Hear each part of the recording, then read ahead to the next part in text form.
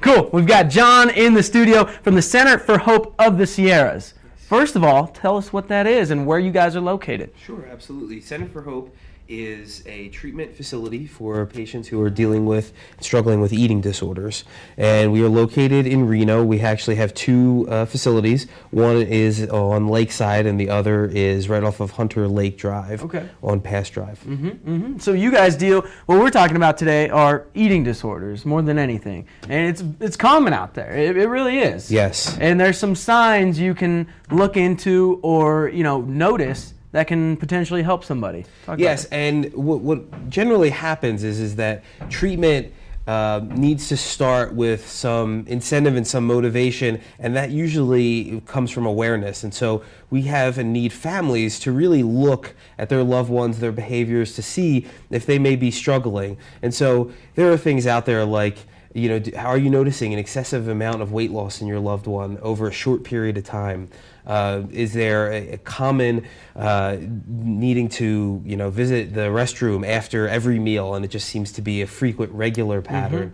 Are they dealing with excessive exercise, which is also one way that people compensate via via an eating that can be a disorder as well. Working out too much. Yes, I mean, it really can be. It sounds sort of crazy, but it can be. What about, and tell me if this is true or not, the smell of their breath? Have you ever heard of that? Yes. Well, one of the big things that happens with people who are what we call binge purgers, so they eat a lot of food, but then they vomit their intake.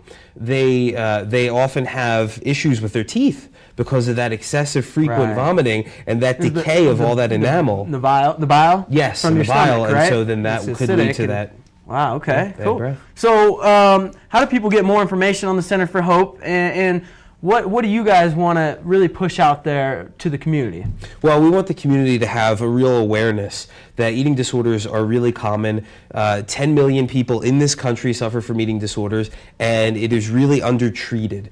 So there is a lot of prevalence, but not a lot of treatment happening. And so we want people to bring this awareness to their loved ones, because oftentimes loved ones are in denial, and they don't want to see that they have a problem and that they need help. Or they're scared of the conflict of addressing it. And so that's where you guys sort of come into play and sort of act as a mediator, would you say? Absolutely. Yeah. We often get calls from parents that say, my child is dealing with this or this. How can we approach it? How do we best handle it so that we can get them to a place where they recognize their own issues and need to come in? Yeah, you guys get to be the heavy or the bad guy, and then the mom or the loved one can sort of step aside and let you guys help out. Absolutely. How can people get more information?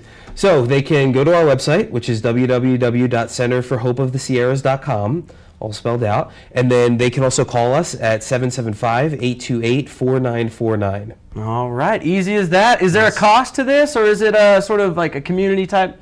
Is there any sort of cost associated with it? Well, the initial calls, that's all without cost, and then if we get to the point where we see that somebody needs to come in for treatment, then we accept most private insurances, and if we don't accept the insurance, we usually can get a single case agreement. So that's the bulk of our patients come in. Yeah, you can't put a price on health. Yes, exactly. I always say that. So you could have all the money in the world, but if you're not healthy, it's not worth anything. Very true. All right, John. Thanks for coming in and spreading the word. All right. No problem. All right. That's going to do it for this interview. We'll be back right after this break.